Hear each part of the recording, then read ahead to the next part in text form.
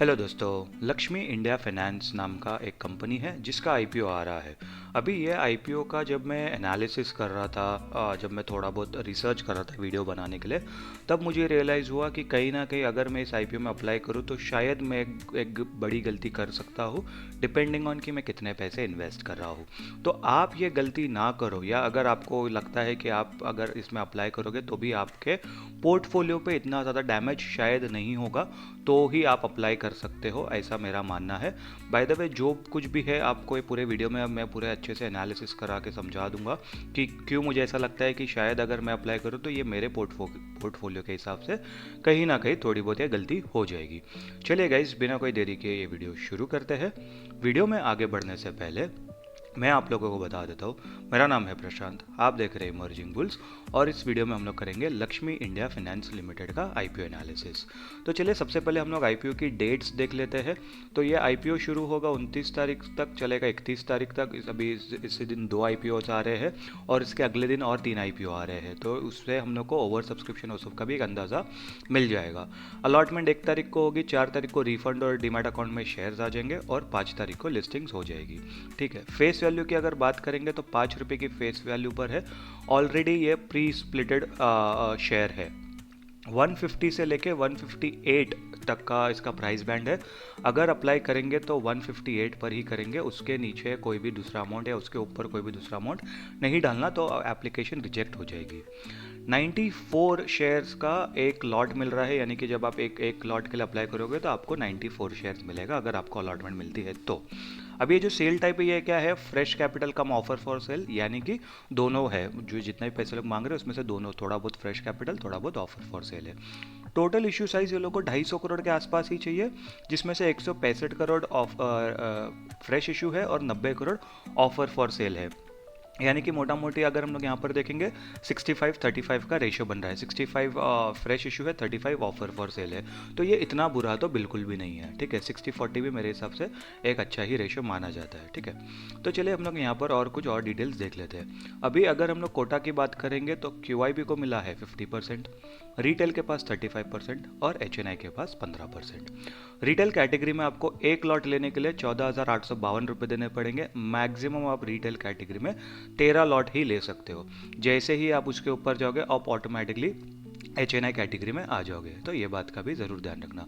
Bye the way, retail category और H category दोनों के लिए आपको कोई भी डॉक्यूमेंट या कोई भी लॉक इन पीरियड की ज़रूरत नहीं होती है। आईपीओ के पहले कंपनी के पास 89% का स्टेक है। आईपीओ के बाद कितना स्टेक होगा ये लोग ने यहाँ पर बताया नहीं है, बट मेरे हिसाब से 70 के आसपास हो सकता है, 70 या 65 के आसपास। ठीक है, चलिए कंपनी के बारे में जान लेते हैं। कंपनी क्या कर रही है, क्या बिजनेस मॉडल है, वो सब हम लोग देख लेते हैं। अभी ये जो कंपनी है, ये कंपनी शुरू हुई थी 1996 में। ठीक है, ये क्या करती है? बेसिकली एनबीएफसी है, नॉन बैंकिंग फाइनेंशियल कंपनी, जैसे बजाज फाइनेंस हो गया, और भी हमारे दूसरे फाइनेंसिंग जो कंपनी है, वो सब जो बैंक की तरह आप उसके अंदर फिक्स डिपॉजिट, आप सेविंग्स अकाउंट वो सब नहीं ओपन कर सकते हो, लेकिन आप उनसे लोन ले सकते हो। ठीक है, तो ये लोग क्या करते हैं बेसिकली, ये लोग का एमएसएमई लोन्स देते हैं, यानी कि माइक्रो स्मॉल बिजनेस लोन देते हैं, व्हीकल लोन देते हैं, कंस्ट्रक्शन लोन देते हैं, और भी लोग के लेंडिंग प्रोडक्ट्स है जो लोग यूजुअली लोग टारगेट करते हैं स्मॉल बिजनेसेस एंड एंटरप्रेन्योर्स को, with over 80% of MSME loans qualifying as priority sector lending. तो ये लोग का 80% से ज़्यादातर लोन ये लोग का इसमें ही जाता है, क्या बोलते हैं, एमएसएमई लोन के हिसाब से। अभी ये लोग का क्या क्या है? एमएसएमई लोन्स हो गया, ठीक है, रेजिडेंशियल और कमर्शियल प्रॉपर्टी के अगेंस्ट ये लोग देते हैं, तो अच्छी बात यह है कि सिक्योर्ड लोन्स देते हैं ये लोग। ठीक है, व्हीकल फाइनेंसिंग हो गया कि जैसे आपने अगर पर्सनल यूज़ के लिए या कमर्शियल यूज़ के लिए आपने अगर गाड़ी ले लिया, ट्रैक्टर ले लिया, जैसे आप इधर देखोगे ट्रैक्टर ये लोग का ज़्यादा ध्यान है, टू व्हीलर ज़्यादा ध्यान है, क्योंकि ये लोग छोटे इलाके में, छोटे कब्जे में, ये लोग कस्बे में, ये लोग जो भी है, ये लोग का ज़्यादातर बिजनेस है। मतलब शायद ये टीयर 1 सिटी में इतना नहीं होगा, क्योंकि टू बी ऑनेस्ट मैंने तो इस कंपनी का नाम पहली बार ही सुना है। ठीक है, अभी अगर हम लोग देखेंगे तो यहाँ पर ये लोग कंस्ट्रक्शन लोन भी देते हैं, लेकिन ये भी सिक्योर्ड लोन है रिटेल कस्टमर्स के लिए अगेंस्ट देयर रेजिडेंशियल और कमर्शियल प्रॉपर्टी। ठीक है, किसके लिए देते हैं? कंस्ट्रक्शन के लिए, अगर आपको नया कंस्ट्रक्शन करना है या आप जो पुरानी प्रॉपर्टी उसके अंदर ही थोड़ा बहुत आपको रिनोवेशन और सब करना है, उसका ये लोग 18 से 28% तक का ये लोग इंटरेस्ट चार्ज करते हैं। ठीक है, अब ये पर्सनल फाइनेंस के अगर ध्यान में रख के अगर बात करेंगे तो डेफिनेटली जिसको पर्सनल फाइनेंस पता है और जिसके पास अगर ऑप्शंस है तो वो बंदा तो बिल्कुल भी 18% लोन बहुत ज़्यादा होता है तो वो नहीं लेगा। बट जिसके पास कोई भी ऑप्शन नहीं है, अगर आपको लोन यहीं से मिल रहा है तो कहीं ना कहीं फिर वो बंदा यहाँ से लोन लेगा, नहीं तो फिर उसके पास मतलब क्योंकि फिर उसके पास पैसे नहीं रहेंगे। करेक्ट। तो ये एक चीज़ आती है और यही एक चीज़ कहीं ना कहीं मुझे थोड़ी सी खटक रही है। मैं आपको बताऊंगा उसका रीज़न क्यों। बाय द वे अगर आप यहाँ पर देखोगे मार्च 31 2025 तक ये लोग का एसेट अंडर मैनेजमेंट कितना है, 12,770 करोड़। ठीक है, इतना ये लोग का एसेट अंडर मैनेजमेंट है। ठीक है, मतलब अगर हम लोग देखा जाए तो 1,12,770 करोड़, जैसे कि मैंने बताया ये 2025 तक का है एमएसएमई और व्हीकल लोन के हिसाब से, जो कि ये लोग का 76% एमएसएमई है और 16% ये लोग का व्हीकल लोन है। तो मतलब अगर देखा जाए तो मोटा मोटी 92-93% ये लोग का सिर्फ ये दोनों लोन में ही जाता है। कंस्ट्रक्शन लोन में इतना ज़्यादा ये लोग का नहीं जाता है, 8% के आसपास का जो भी पैसा है वो कंस्ट्रक्शन लोन में जाता है। अभी ये लोग के पास कस्टमर बेस कितने, 35,000 से 35,500 के आसपास के लोग के कस्टमर्स है, इंक्लूडिंग लगभग 18,600 कस्टमर ये लोग के एक्टिव एमएसएमई कस्टमर्स है और 12,500 के आसपास ये लोग के व्हीकल लोन है, जो कि मोटा मोटी ये लोग के 48.78 ग्रोथ हो जाता है from 23,906 customer as on March 31 2024।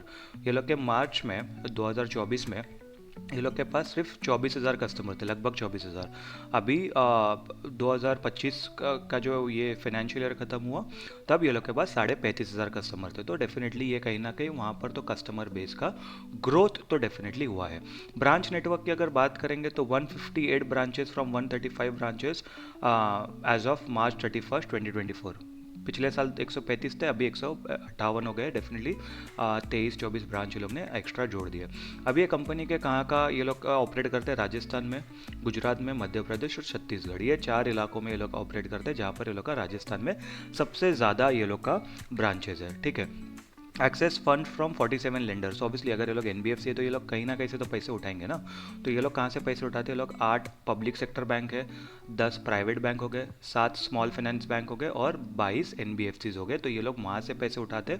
मान लो ये लोग समझो 10% पे पैसे उठाते और आपको 14% पे पैसे देते हैं।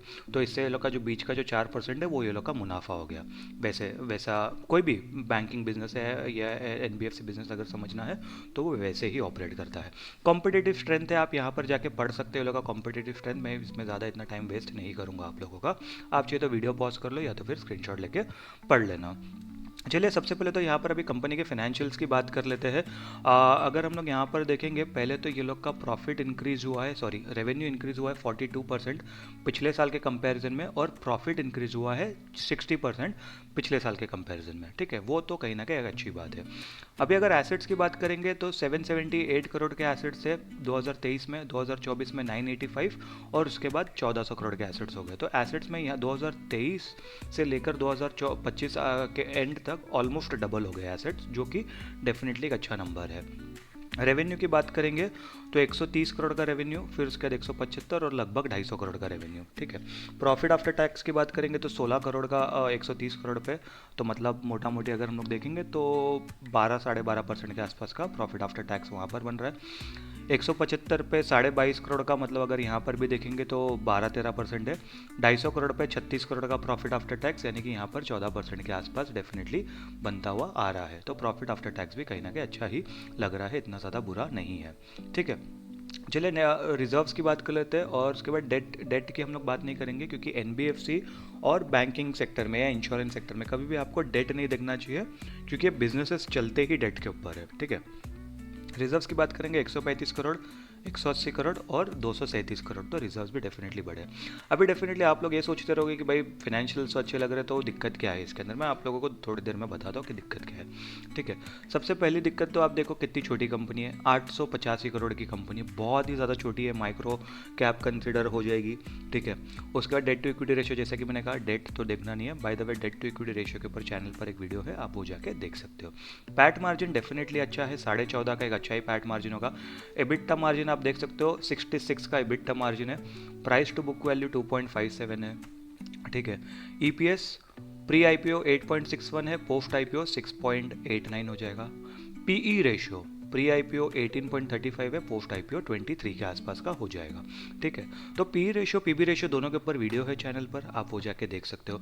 अभी अगर यहाँ पर ध्यान दोगे, एक मिनट, हाँ, अभी सबसे बड़ी दिक्कत, पहले हम लोग इधर पेयर एनालिसिस कर लेते हैं, फिर मैं आप लोगों को समझाता हूँ कि मुझे क्या लग रहा है, क्या दिक्कत आ सकती है। ठीक है, ज़रूरी नहीं है कि जो मैं एनालिसिस कर रहा हूँ वो एग्जैक्टली एकदम वैसा ही इन फ्यूचर हो, बट मुझे कैसा, मैं अपना रिस्क मैनेज करके चलता हूँ, तो उस हिसाब से मुझे वहाँ पर ध्यान देना पड़ेगा। अभी आप यहाँ पर देखो, इसका ईपीएस कितना है, 8 का है। ठीक है, इसके अलावा कितनी सारी कंपनी जिलों का ईपीएस अच्छा है, 1 2 3 4, 4 कंपनी, अभी टोटल इसके कॉम्पिटिटर कितने, 8 कॉम्पिटिटर है, जिसमें से 50% कंपनीज का ईपीएस इससे ज़्यादा अच्छा है। पीई रेशियो की बात करेंगे तो 17.9 का है। अभी इससे अच्छा कितना पीई रेशियो, देखो आप देखो तो एक का पीई है, 2 3 4, इसमें भी 50% कंपनीज इससे अच्छा परफॉर्म करे जो लोग कंपटीशन है। पीबी रेशियो में तो भी ठीक ठाक ही कहूँगा, मतलब इतना ज़्यादा ज़्यादा वो नहीं है, क्या बोलते हैं, ज़्यादा दूर नहीं है। पीबी रेशियो भी कहीं ना कहीं एवरेज के हिसाब से अलाइंड ही है, ऐसा नहीं कि एकदम ज़्यादा ही बहुत ही ओवर वैल्यूड है, अंडर वैल्यूड है वैसा। तो फिलहाल के लिए तो ये पीबी रेशियो के हिसाब से ठीक ठाक लग रही है, बट बड़ी दिक्कत क्या मालूम है कि ये लोग रीजनल प्लेयर है। ठीक है, राजस्थान, गुजरात, मध्य प्रदेश, छत्तीसगढ़ में ही ये लोग ऑपरेट कर रहे हैं। कल को अगेन यहाँ पर कुछ भी क्राइसिस आ गए, कुछ भी अगर इश्यूज आ गए, तो ये लोग का बिजनेस बहुत ज़्यादा इम्पैक्ट होगा।